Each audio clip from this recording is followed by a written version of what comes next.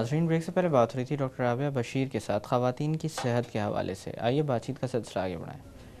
Doctor صاحب، آج کا ہمارا جو موضوع تھا، دیکھا جائے تو اس پر جتنی بھی بات کی جائے کم ہے، اور میرے خیال سے عورت اور مرد دونوں اس چیز پر بات کرنے سے مستفید ہو سکتے ہیں جی.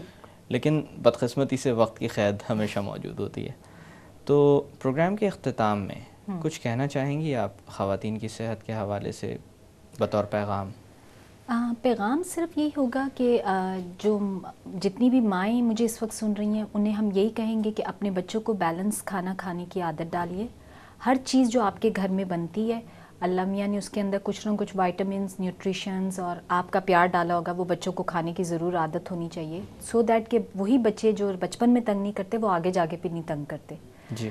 پلس یہ کہ اس وقت ہمیں ہیبٹ بنانی ہوتی ہے. جب آپ بڑے ہو رہے ہیں، جب آپ مینارکی کی طرف آ رہی ہیں، جب بچیاں یا بچے جوان ہو رہے ہیں، اس وقت ان کو ایک بیلنس ڈائٹ کی، کیونکہ وہ ان کے بہت امپورٹنٹ سال ہوتے ہیں، کریئر اورینٹیڈ ہوتے ہیں. یعنی بچوں کا ڈیسائیڈ ہونا ہوتا ہے کہ انہوں نے کیا پڑھنا ہے، سائنس میں جانا ہے، آرٹس میں جانا ہے، کیا کرنا ہے.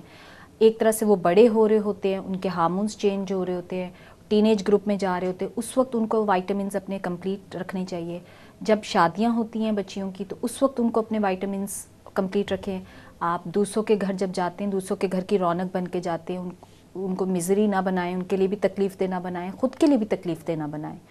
اگر آپ کسی کو تکلیف دیتے ہیں تو اس سے پھر آپ بھی خوش نہیں رہ سکتے نا. تو بات یہ ہے کہ اینڈ اگین جیسی جو مینوپاز کی عورتیں ہوتی ہیں ان کے اندر بہت زیادہ موڈ سوئنگز آ رہے ہوتے ہیں، سائیکولوجیکل افیکٹس آ رہے ہوتے ہیں. وہاں ان خواتین کو بھی تھوڑا سا ایجوکیٹ ہونے کی ضرورت ہے، ان کی فیملی کو بھی، جن میں ان کے ہسبینڈ، ان کے بچے، ان کے لاس، ان کے فرینڈس، یہ سب بہت امپورٹنٹ رول پارٹ ادا کرتے ہیں. وائٹامنس ہوئے، نیوٹریشنز ہوئے، ان کی ہمیشہ ویلیو ہے. ان کو آپ نے ٹائم پر لینا ہے، جس کو جو نیڈ ہے. اگر کسی کے جسم میں کیلشیم کم ہے اس کو لینا ہے، کسی کے جسم میں آئرن کم ہے اس کو لینا ہے، کسی کے جسم میں وائٹامن ڈی کم ہے اس کو لینا ہے. اوور بھی نہیں ہم چاہتے کسی کو کہ وہ اوور ہو جائے، کیونکہ لیکن متس بہت ہے. پریگننسی میں پلیز پلیز پلیز وائٹامنس لیجئے. اس سے بالکل یہ نہیں ہوتا کہ وائٹامن لینے سے آپ کی ساسیں اور آپ کی مائیں کہہ رہی ہوتی کہ بچے بہت بڑے ہو جاتے ہیں اور پھر سیزیرین کرنے پڑتے ہیں. پہلے ڈاکٹر بچے بڑے کر لیتی ہیں پھر وہ نہیں. اگر سیزر زیادہ ہو رہے ہیں تو اگین اس کے اندر کچھ جینون ریزنز ہو سکتے ہیں، کوئی واقعی ریزنز ہیں، یا پھر پیشنٹ کی یا ڈاکٹر کی ولنگنس ہو سکتی ہے. تو آئی تھنک یہ چیزیں اگین میں یہی کہوں گی بینگ اے ڈاکٹر کہ ان نیسیسری سیزیرینس بھی نہیں ہونے چاہیے، ان نیسیسری کچھ بھی نہیں ہونا چاہیے. جس کی اشد ضرورت ہے، آپ دیکھیں ہم ڈاکٹر کو کبھی شوق نہیں ہوتا جلدی سے کسی کو بلڈ لگانے کا.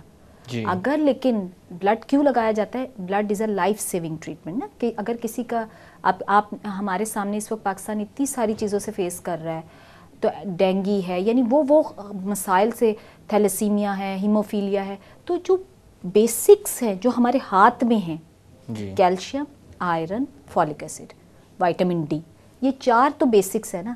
ایٹ لیسٹ 4 بیسکس پہ ہم کنٹرول کر لیں. تمام جی پیز، تمام گھر والے اس چیز کو سمجھ لیں، تمام مدرس، تو وہ بچیاں ہیلدی، کل کو مائیں ہیلدی، مائیں ہیلدی تو پاکستان ہیلدی. ڈاکٹر صاحب، ایک دفعہ پھر آپ کا بہت بہت شکریہ کہ آج آپ تشریف لائیں اور بہت ساری اہم معلومات ہمیں فراہم کی. Thank you for inviting me.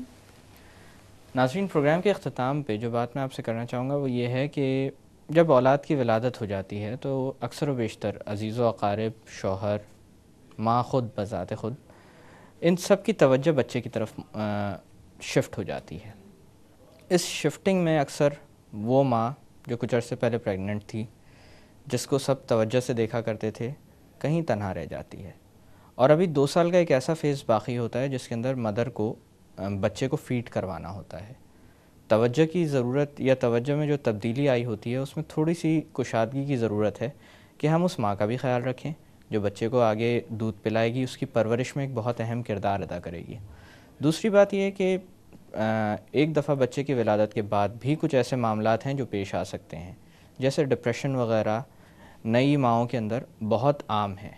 ان چیزوں کے لیے بھی تھوڑا ان کا خیال رکھنے کی بہت زیادہ ضرورت ہے. انہی الفاظ کے ساتھ میں ڈاکٹر اکرام آپ سے اجازت چاہوں گا. اپنا خیال رکھیے گا. اللہ حافظ.